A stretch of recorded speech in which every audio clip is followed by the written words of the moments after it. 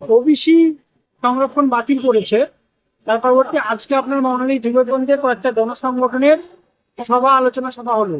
এখান থেকে আপনাদের মূল বক্তব্য কি ছিল?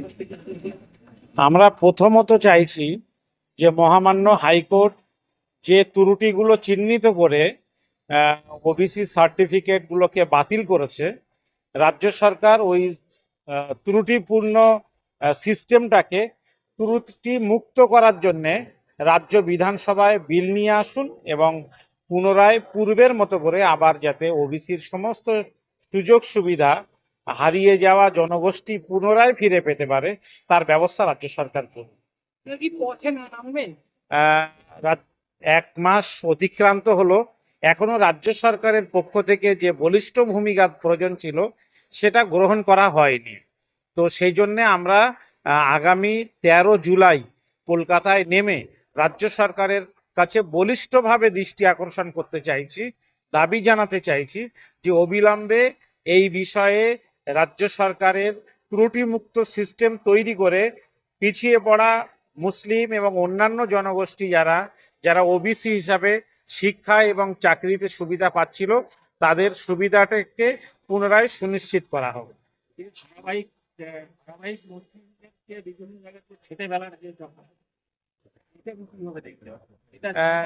রাজনীতিতে রাজনীতিতে এখন উগ্র হিন্দুত্ব বড় কাজ করছে, এবং সেই জন্যে একটা অশুভ শক্তি চাইছে সব জায়গায় মুসলিম জনগোষ্ঠীকে কলঙ্কিত করতে, মুসলিমদের যে ন্যূনতম সুযোগ সুবিধা আছে সেগুলো থেকে বঞ্চিত করতে।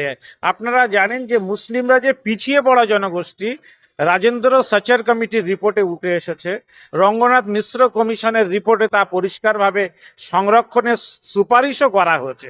সেই অনগ্রসর জনগোষ্ঠীকে তুলে আনার ক্ষেত্রে, সমাজের মূল স্রোতে নিয়ে আসার ক্ষেত্রে রাজ্য সরকারের কোনো বলিষ্ঠ এবং কেন্দ্রীয় সরকারের কাছে আমরা খুব বেশি প্রত্যাশা করি না, কিন্তু রাজ্য সরকারের কাছে আমাদের প্রত্যাশা আছে তাদের দায়িত্ব মূল স্রোতে তুলে আনার।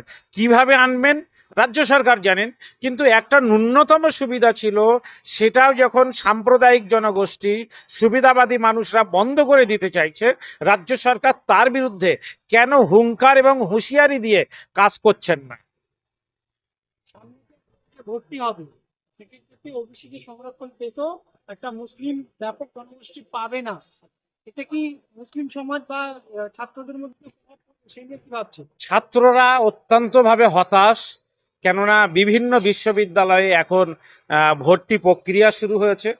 উচ্চশিক্ষায়ও মুসলিমদের 10%, মুসলিম না ওবিসির 10% সংরক্ষণ আছে, এবং আপনারা জানেন যে চাকরির যে সমস্ত পরীক্ষাগুলো আছে সেই পরীক্ষার ফল প্রকাশটাও অনেক ক্ষেত্রে ঝুলে আছে, যে ওবিসি সংরক্ষণকে মান্যতা দিয়ে ফল প্রকাশ হবে না ওবিসি সংরক্ষণকে বাইরে রেখে ফল প্রকাশ হবে।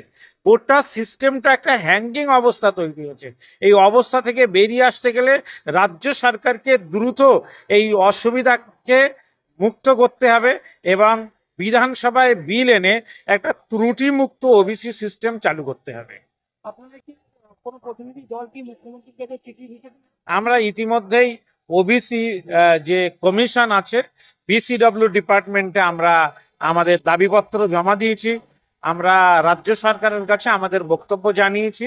মুখ্যমন্ত্রীর সঙ্গে আমরা দেখা করতে চাই, কিন্তু তিনি সময় দিচ্ছেন না।